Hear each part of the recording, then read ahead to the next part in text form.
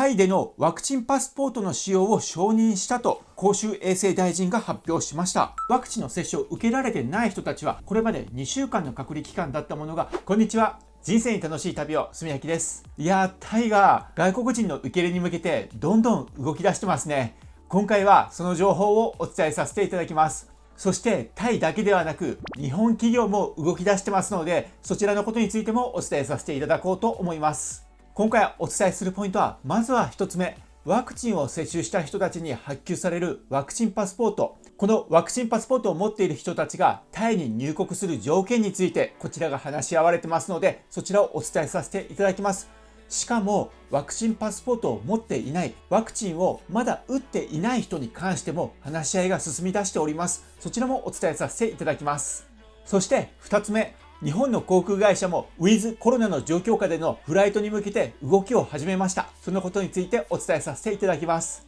そして3つ目は、タイの現在のコロナの状況をお伝えさせていただきます。今回も盛りだくさんの内容で、しかも今後に対して期待ができるような、そういった情報がいろいろありますので、ぜひ最後まで聞いてみてください。このチャンネルでは旅のこととか海外の情報、また海外への出入国情報とか、そういった最新情報をどんどんお届けしております。今後も海外に行けるような、そういった時代になってくるにつれ、様々な最新情報とかお得情報、そういったものをリサーチして皆さんにお届けしていこうと思っておりますので、ぜひチャンネル登録してみてください。それではまず1つ目、外国人がタイに入国するにあたり、その規制緩和のことが話し合いが進んできておりますので、そちらまずはお伝えさせていただきます。まずは初めの記事、ナショナルタイランドから3月8日の記事になります。3月8日、タイ全国伝染病委員会はタイでのワクチンパスポートの使用を承認したと公衆衛生大臣が発表しました。ワクチンを接種したという、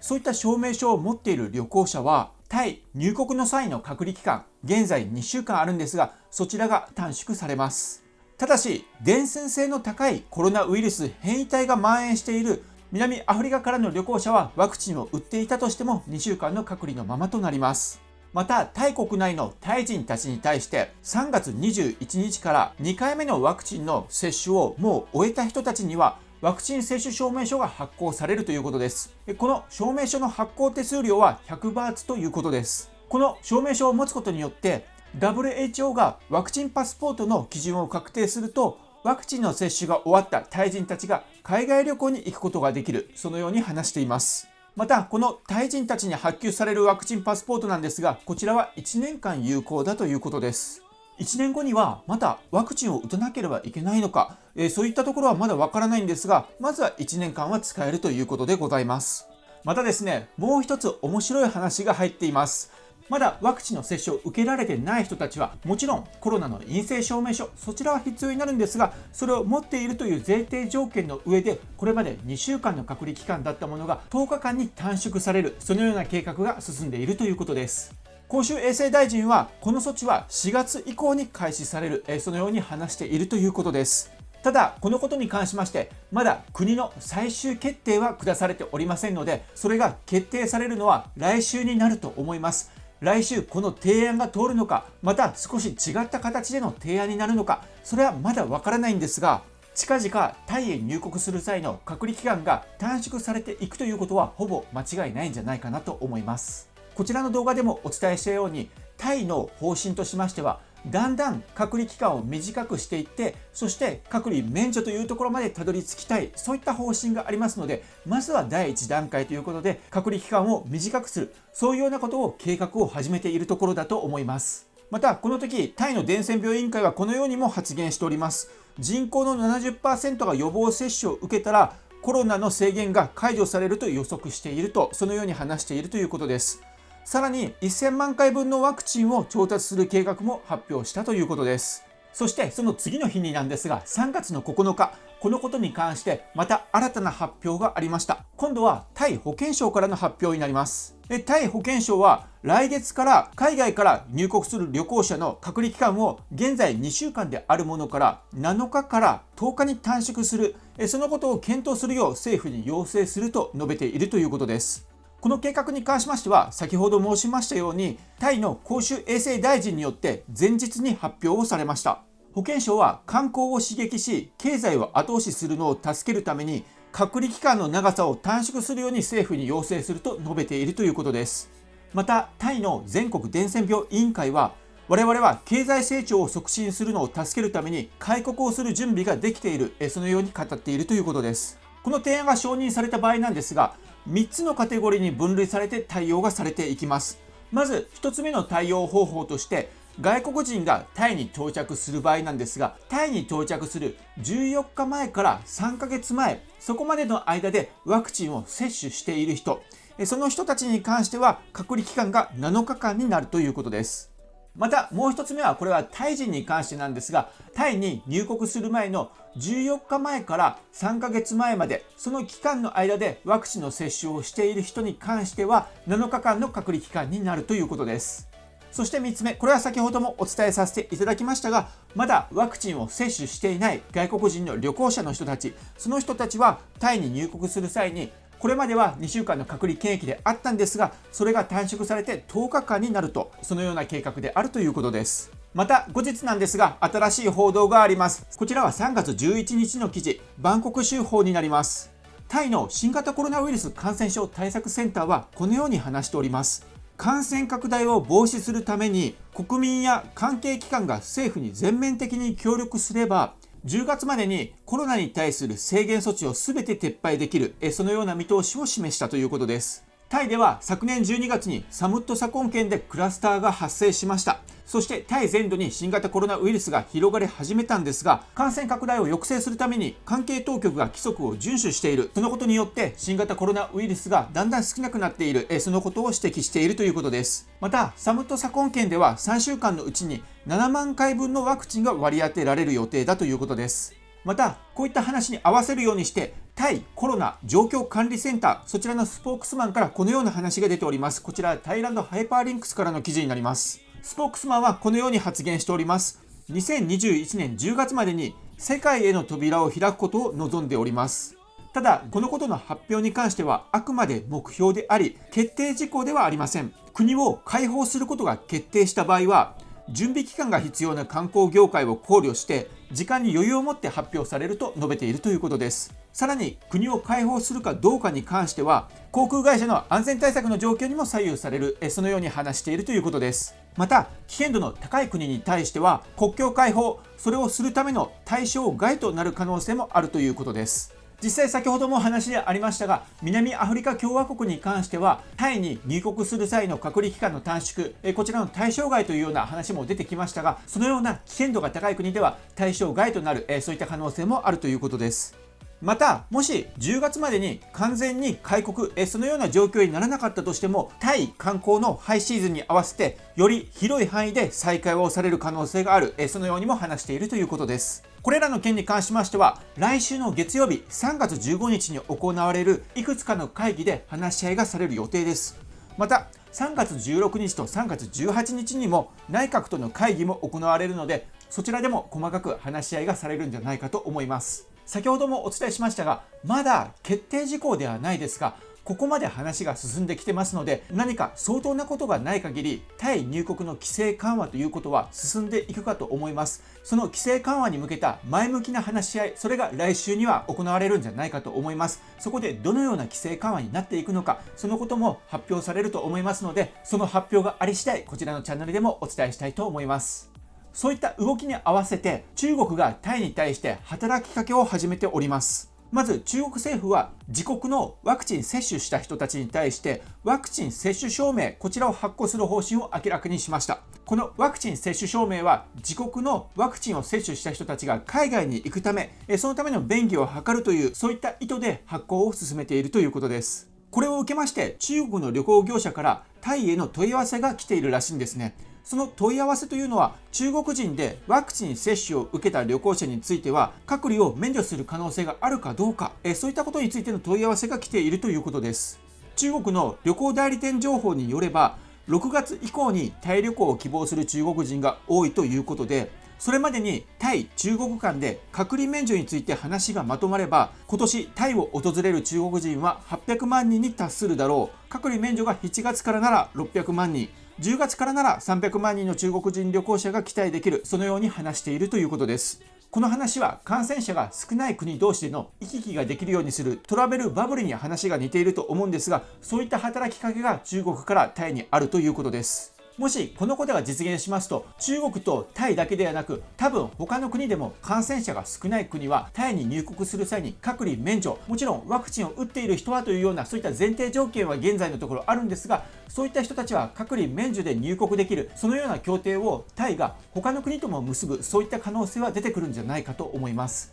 そうすることによってコロナの感染者が少ない国の人たちが自由にタイに行くことができるようになる、そのような方向性もあるんじゃないかと思います。そのためにも日本も新規感染者どんどん少なくなってほしいなと思います。ただこのことに関しましては少し懸念があるんですね。それは何の懸念かというと、ワクチンの種類という、そういった不安があるんですね。それはどういうことかと言いますと、中国製ワクチンに関してなんですが、こちらの記事を見てみてください。こちら3月4日の記事なんですが、中国シノバック製ワクチン有効性 83%、トルコ治験結果、そのように出ています。こちら少し読まさせていただきます。トルコの研究者らは3月3日、中国のシノバックバイオテック製の新型コロナウイルスのワクチンの有効性が 83.5% だったとする、そういった臨床試験の最終結果を発表したということなんですね。入院が必要な重症化率は 0% で、重大な副作用は認められなかったとしているということです。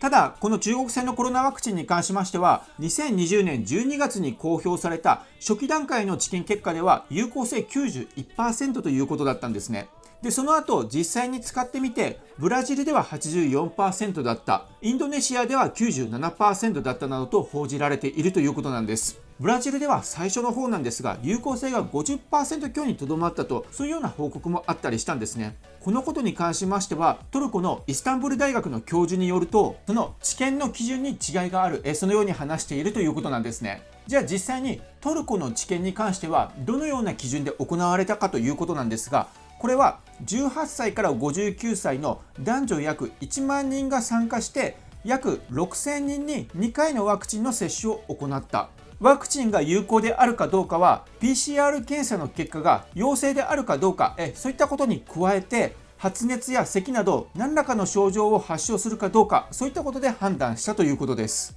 このトルコの結果を見ると有効性はある程度あるのかなというふうにも見えるんですが、ただやはりちょっと初期段階でのブラジルの発表などもあったりもしましたし、ちょっと怖いなっていうところがあるので、タイでも中国製のワクチンを打っておりますし、これがどれぐらい有効性があるのか、本当に新型コロナウイルスが広がっていかないのか、そういったところはちょっと不安があるかなと思ったりもします。それでは次のニュースになります。 IATA トラベルパスというものなんですが、そちらを導入する会社が増えてきました。こちらの記事を見てください。この IATA トラベルパスというのは、こちらの動画でも詳しく解説をさせていただいているんですが、今後海外渡航をする際に必要となるであろう、そういったシステムなんですね。どういったものかと言いますと、この IATA トラベルパスというのはスマートフォンのアプリであります。そのアプリの中には、そのスマートフォンの持ち主のパスポート情報が記録されております。ですので ID が記録されているということですね。それだけではなく、 PCR 検査で陰性であったか陽性であったか、そのデータも記録されます。